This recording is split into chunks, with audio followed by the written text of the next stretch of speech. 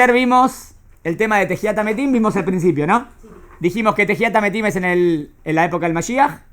Dijimos que es para los tzadikim, o para el que se lo gane. Dijimos que es una manera de avanzar más, para tener un olam haba más grande. Y dijimos que también normalmente las leyes naturales no cambian, o sea que también una persona podría vivir mucho tiempo, pero también tendería a morir porque, ¿está bien? Podría, a lo mejor viven cientos de años, pero las leyes no cambian. O sea, morimos, tenemos un tiempo en el cielo y después volvemos. Sí, pero lo explicamos ayer. Sí, ¿está bien? Pero lo más importante es que el olam haba está en el olam haba es lo máximo. ¿Y para qué volver de nuevo? Para avanzar más. Porque en el olam haba no se avanza. En el olam haba se disfruta. Pero puedo llegar a un nivel más de disfrutar más. Para eso es en este mundo. Y para eso es el bonus de Tejiat HaMetim. ¿Está bien hasta aquí? Bajamos del principio. Para eso bajamos desde el principio. No dijimos eso. Por eso te dije... para eso bajamos al principio. Sí, al principio vinimos en cero. Pero al principio vine en cero. Entonces todavía no había escalado para llegar a un nivel del olam haba. Pero ya estuvimos, nuestra Neshama ya estuvo arriba, bajó. Eso no dije yo, pero... ¿Qué significa estuvo arriba? ¿Estuvo arriba ya con Hashem y ya captaba a Hashem? No dijimos eso. Pero normalmente, lo lógico diría así, ¿no? Dios te crea tu alma, el alma estaba Dios te la creó y viene al mundo y en este mundo llegás al otro nivel. No que ya estabas en el otro antes de que te cree. Si no, no tiene lógica en todo lo que dijimos. ¿Entendiste? ¿Y cuando llegas a ese nivel? Dios crea almas con potencial. Crea alma en el minuto que la persona nace. La crea, cuando te la creó, no importa, te creó en el cielo y la bajó. Pero no que estaba en el cielo ya con la recompensa de disfrutar de Dios, porque entonces ¿para qué venís a este mundo?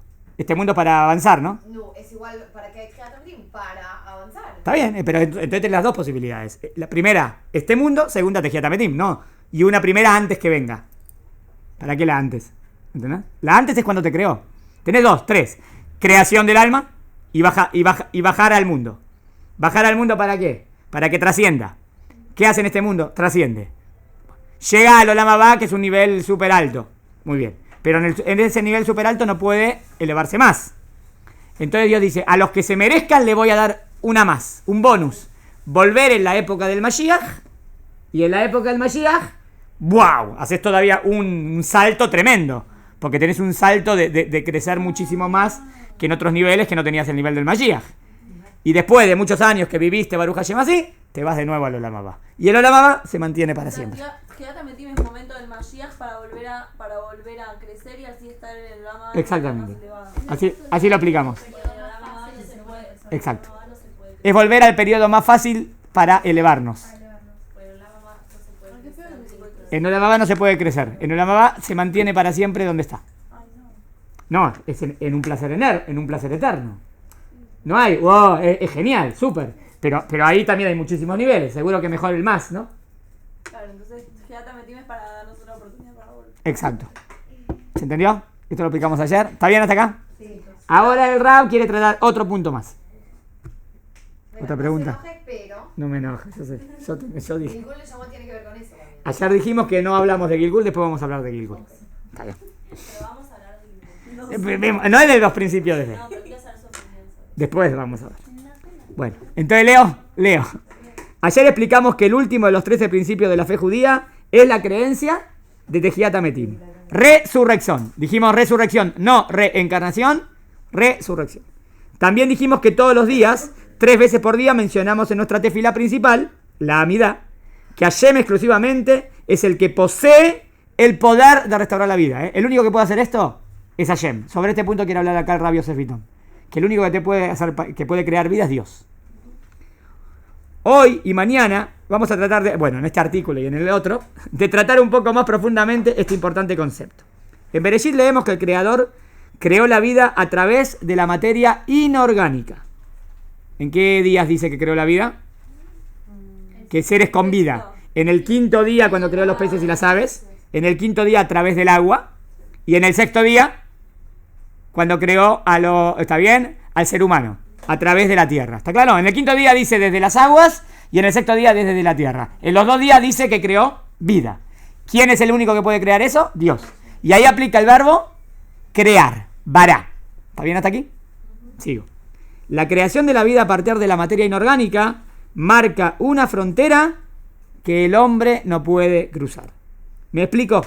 En el último libro, que está bien, Dinosaurios y la Biblia, está bien, que todavía no ha sido publicado, explico que el talón de Aquiles de la teoría de la evolución, acá va lo importante de lo que va a decir acá, y del cual se habla muy poco en las escuelas, es la investigación científica acerca del origen de la vida. Es decir, cómo justificar el surgimiento de la vida a partir de la materia inorgánica. Con la teoría del Big Bang, ¿pueden explicar eso? No. Te dicen que hubo un Big Bang y de ahí viene el cosmos. Pero ¿cómo explican que de repente empieza a haber vida? Tú dices, bueno, los científicos te explican todo. No te explican eso, no te lo explican, porque no tienen explicación. No tienen explicación de cómo nace la vida. Ahora vamos a ver lo que dice. ¿Está bien? Sí, eso hablaría de un mundo material que empieza. Tampoco explicaría cómo de ese pichut que queda el mundo armado con estas leyes físicas exactamente como las conocemos, que son buenas para que haya un ser humano que viva en este mundo. Pero sin ese punto, yo hablo solamente del punto de la vida, de la primer célula viva. Pero tienen una explicación. Vamos a ver lo que dice el rap. ¿Por qué? Pero dicen que aparece como que. ¿Pero por qué? Hay gente que combina Big Bang con religión. Claro, nunca y llega. tiene sentido. O sea, dicen que ayer provocó el... Yo no dije no el Big Bang, dice que la teoría del Big Bang no contesta el tema de la vida, contesta el tema de la creación del mundo. Ese sí, y no estaría en contra de la Torá tampoco, porque Dios puede haber hizo el Big Bang y punto, está bien. Nosotros creemos que el Big Bang sucedió porque Hashem lo hizo. No. Exacto. Esperen, dejen. No. Dejen el Big Bang. No, me adelanté. Acá solamente el Rab quiso hablar de la vida, ¿está bien? No quiero hablar porque si no tenemos que hablar de otros temas. ¿Está bien? Pero quiero que lo digas, por favor. Está bien, después decimos, vemos. Dice así. De nuevo la frase, Ulay la leí rápidamente. Estoy en el párrafo, ¿me explico? Cuarto renglón, dice, del cual se habla muy poco en las escuelas. ¿De qué se habla poco? Es la investigación científica acerca del origen de la vida, es decir, cómo justificar el surgimiento de la vida a partir de la materia inorgánica. Ese punto, ¿está bien? El punto que quiero analizar. ¿Cómo explicás de materia que no tiene vida, de repente eso tiene vida? ¿Tiene la ciencia alguna respuesta para eso? Esa es la pregunta. ¿Qué materia? Materia inorgánica es de la tierra, del polvo, del agua. De repente tenés un ser que vive, que piensa. ¿Cómo algo que no tiene vida nace? Sí, el ser humano o un animal. También un animal. ¿Cómo de algo que de la madera, la piedra, no tiene vida, del estado, ¿está bien? Mineral, ¿cómo de eso puede salir algo con vida? ¿La ciencia tiene una respuesta al respecto? La ciencia es... Ahora vamos a ver. La ciencia, hoy en día la ciencia, los científicos, los que estudian el universo, el mundo, ¿tienen alguna respuesta de cómo pudo haberse creado la vida? O sea, si tienen una respuesta sin Dios, esa es la pregunta, ¿entendieron?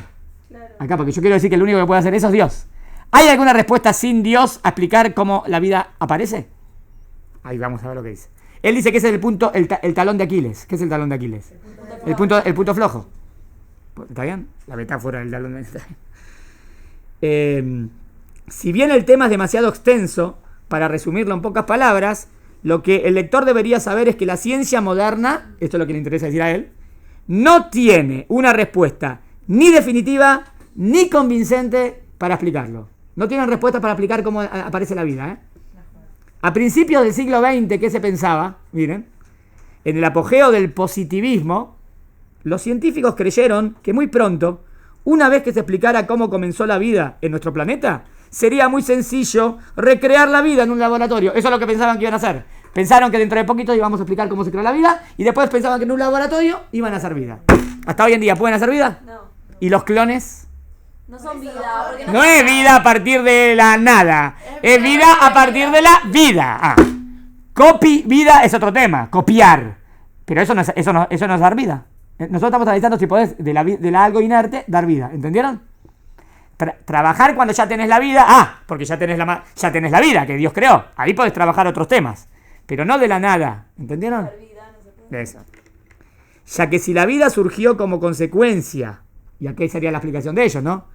De una combinación de procesos aleatorios. O sea, ¿cómo se creó? Casualidad. Sí, casualidad. Y esto se unió con esto, y esto se unió con esto, y esto se unió con esto.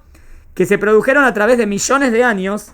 Es obvio que en un laboratorio se podrían obviar esos millones de años y simplemente combinar todo lo que hace falta para producir algo biológico muy simple, como una célula. ¿Entendieron lo que pensaban? Sí. Sí. Es verdad que cómo se dio el mundo, se dio porque esto se unió con esto se unió con esto, en millones y millones y millones de años. Bueno, entonces nosotros ya sabemos cuál es la fórmula. Agarramos la fórmula, lo uno yo en el laboratorio y hago vida. ¿Entendieron lo que pensaban hacer? Pero no lo pudieron hacer y no lo van a poder hacer nunca. ¿Por qué? Sigo. Por ejemplo, nada estuvo más lejos de la realidad, del otro lado. ¿Por qué no? No solo que todos los experimentos para producir la vida fracasaron, ¿está bien? ¿Alguna vez alguien lo logró? No. Como el de Stalin Miller, por ejemplo, aunque increíblemente aún se lo sigue citando en los manuales de biología. ¿Tiene la crítica de verdad? Él trata de hacerlo, ¿está bien? Este Stalin Miller trata de hacer que en su laboratorio como que va a ser un aminoácido, una célula, algo. Fracasa, o sea, en verdad no se logra. Y lo citan en los manuales como ahí demostraron que sí. Entonces, ¿qué está citando que sí, sí que no? Es a propósito, ¿entienden? Es como que vos querés decir, en verdad se puede explicar la vida sin Dios. No se puede explicar sin Dios. Pero ellos quieren decir que sí, pero no. Sino que cuanto más avanzaba la ciencia en su comprensión de los elementos genéticos de la vida, como el ADN, el fenómeno de la biología se tornaba más sofisticado de lo que se pensaba antes. Cuanto más se sabe del ADN, más se sabe que no se sabe tanto. Claro. O más te das cuenta que es fabuloso que es el tema de la genética y que no tenés respuesta para todo, para nada. Cuanto más sabemos, más nos damos cuenta que menos sabemos. ¿Entendieron? Cuanto más sabemos, menos sabemos. ¿No? Nos damos cuenta. Ergo, era mucho más difícil argumentar que la vida haya aparecido espontáneamente a través de procesos aleatorios. Ahora va a hacer la cuenta, es un ejemplo. En las palabras de un eximio científico inglés, Fred Hoyle, dice así: la vida, como la conocemos en nuestro planeta, depende de por lo menos 2000 enzimas diferentes. ¿Cómo podrían las fuerzas ciegas del agua? ¿Por qué fuerzas ciegas? Porque eso cuando se combina es inteligente. No. Eso no sabe, eso funciona. ¿La ley de la gravedad es inteligente? No. Se cayó. Se me cayó la hoja. Entonces, la ley de la gravedad dijo, ahora, cáete, hoja. No, la ley es ciega. ¿La ley define algo?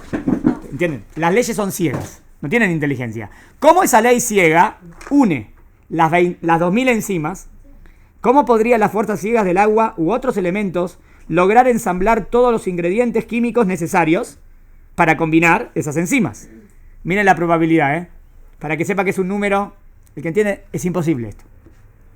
La probabilidad de que la vida haya surgido de casualidad, siempre hay una probabilidad de que sea de casualidad, porque si este punto, más este punto, más este punto, más este punto, más este punto, más este punto se une, se crea la vida. Bueno, pero ¿cuál es la probabilidad que se una este, más este, más este, más este, más este, más este? ¿Entendieron la pregunta? ¿Cuál es la probabilidad?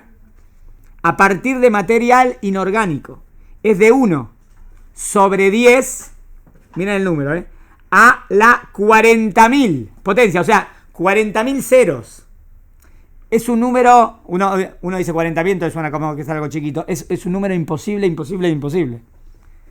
1 sobre 10 con 40.000 ceros después de 10.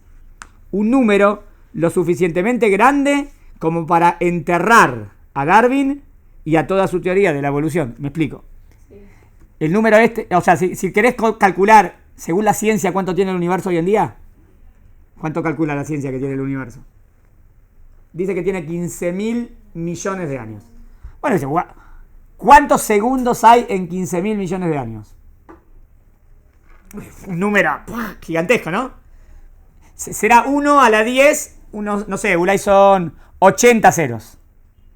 Nada más 80. Nada más 80 ceros. Nada más. Acá necesitas un 1 a la 10 a la 40.000. ¿Entiendes? O sea, en todo el tiempo del mundo que la ciencia dice que el mundo tiene, y multiplicalo y ponele miles de millones de no entraría a la cuenta para que, digamos, que para que de casualidad se te haga una célula. ¿Entienden lo que quiero decir? No, o sea, los que dicen de casualidad se hizo es que no hicieron la cuenta. No son matemáticos, en otras palabras. Porque las probabilidades son imposibles. ¿Vos qué decís, el mundo se hizo de casualidad? Sí, es como decir que yo ahora agarro 300 hojas, ¿no? Y las tiro. O no, si querés, no. Es como decir que este libro que está acá se hizo de casualidad. ¿Cómo se hizo de casualidad? ¿Lo imprimió? No. Cayó, claro, vino el viento, tiró las hojitas, estaba abierta la ventana, las hojitas cayeron acá, había un frasquito de tinta, se cayó la tinta. Y millones de años se fueron así, se fueron formando letras, después se formaron palabras, después se formó un texto y ahora tenés el libro acá. Ay, con tapadura, ¿no? Y esto es, ¿alguien diría eso? Es una tontería, ¿no? O sea, nadie diría que el libro se hizo de casualidad, ¿no? Bueno, ¿y el mundo? Es algo mucho más complejo. 100 millones de veces más complejo. No, eso sí se hizo de casualidad. No tiene ningún sentido, de ningún sentido. Inclusive decir, bueno, pero puede haber una probabilidad. ¿Hiciste la cuenta? ¿Hiciste la cuenta? No hiciste la cuenta. La probabilidad que vos decís de la cuenta no existe. No existe la probabilidad. ¿Se entendió? No se entiende más o menos. Si quieren, una vez lo vimos en un artículo. Bueno, dice así. ¿Qué quiere decir? Entierra a Darwin y a toda su teoría de la evolución. ¿Qué quiere decir? Lo entierra. Todo lo que dice Darwin es... Todo lo que queda de Darwin en la teoría de la evolución, en esto queda descartado completamente. Después vamos a ver si quieren, por el tema de los fósiles y todo eso. Estas son las probabilidades para la aparición espontánea, no de vida, de una sola célula sin la cual la evolución no puede siquiera empezar. ¿Entienden?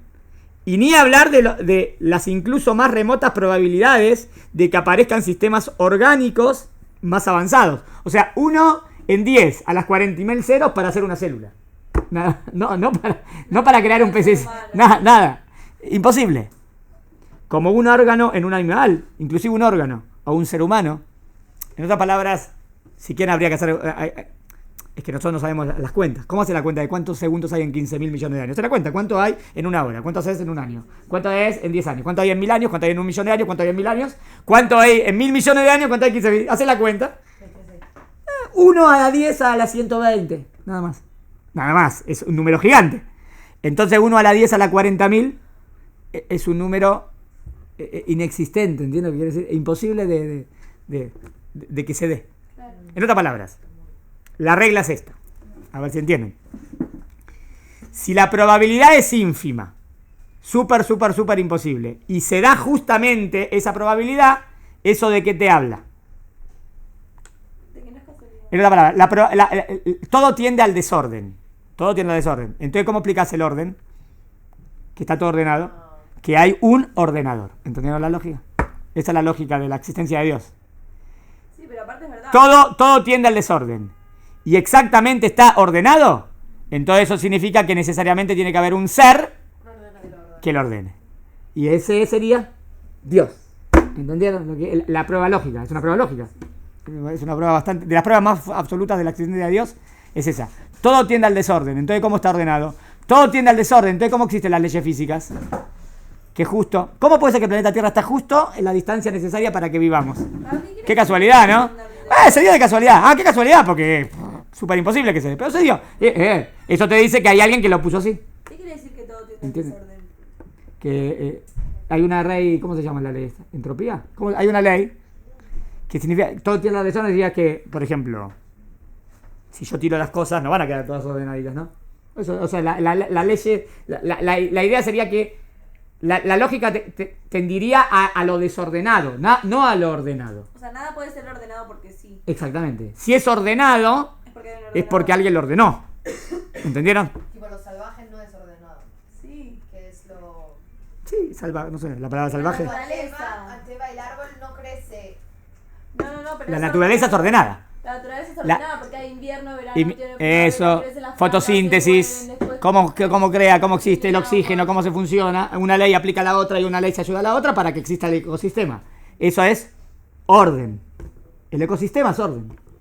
La naturaleza es orden. ¿Entienden? Inclusive las cosas que no tenemos en la naturaleza son... El cuerpo humano es orden. Por ejemplo, también que haya un volcán. Es necesario que esté el volcán ahí, ¿entienden? Porque a veces tiene que salir algo del centro de la Tierra para que no explote el mundo porque hay mucha tensión. Entonces, la explosión volcánica es parte del orden. ¿Me siguen?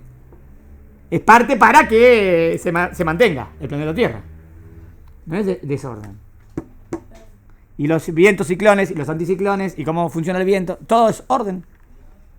¿Está bien? Bueno, nos fuimos del tema.